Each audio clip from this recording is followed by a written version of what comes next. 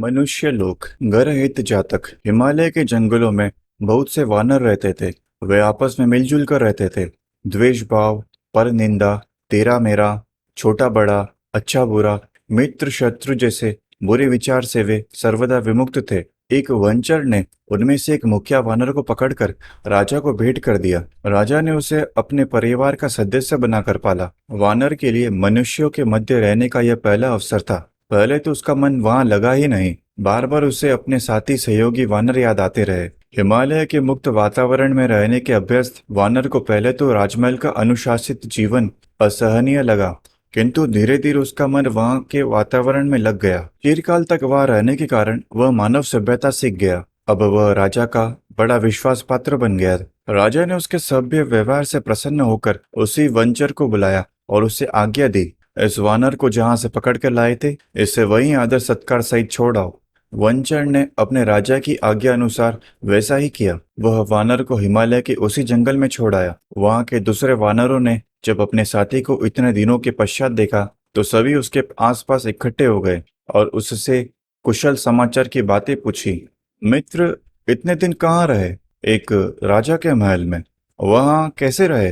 राजा ने मुझे अपना परिवार का सदस्य बनाया और मैं वहां के मनुष्य की तरह ही रहने सहने लगा। वहां क्या काम करते थे? मैं वहां खेल तमाशे करता था। राजा ने तुम्हें क्यों छोड़ दिया? राजा मेरे कमाल और कर्तव्यों से बहुत प्रसन्न था, इसलिए उसने मुझे छोड़ दिया। क्या तुम मनुष्य लोग के बर्ताव को जानते हो? हाँ, खूब अच्छी तरह से जानता हूँ।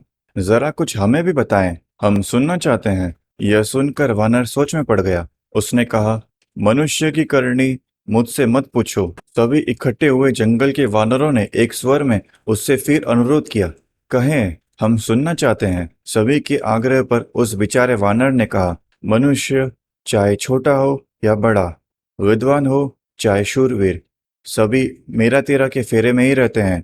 हर एक घर में दो जने रहते हैं। एक की दाढ़ी मूछ होती है, दूसरे की दाढ़ी मूछ नहीं होती, किंतु उसके सिर पर लंबे लंबे केश होते हैं, जिसको गुद कर वे वेणी बनाते हैं। उसमें फूलों के गजरे बांधते सजाते हैं। कानों में छेद होते हैं, जिसमें वे बाली झुमका पहनते हैं। उसे उसके माता पिता को बहुत सा धन देकर खरीदा जाता है।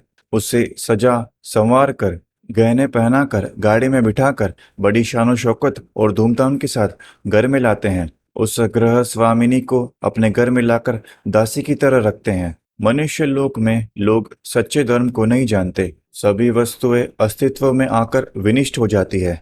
इस अनित्य के सच्चे धर्म को ये मूर्ख लोग जानते ही नहीं है। वे रात दिन यही सोचते रहते हैं कि यह हिरण्य मेरा है, यह सोना चांदी मेरा है, यह संतान मेरी है। मनुष्य लोग की ऐसी विचित्र बातों को सुनकर सभी वानरों ने दोनों हाथों से अपने कान को जोर से बंद कर लिए और कहने लगे, मत कहो और मत कहो। मनुष्य लोग की न सुनने वाली बातें अब हमसे नहीं सुनी जाती। वानर समूह मनुष्य लोग की ऐसी बातें सुनकर इतना दुखी हुआ, वह इस स्थान की निंदा कर दूसरे जंगल में यह कहते हुए चला गया, मनुष्य लोक में बहुत अनुचित है, बहुत अनुचित है।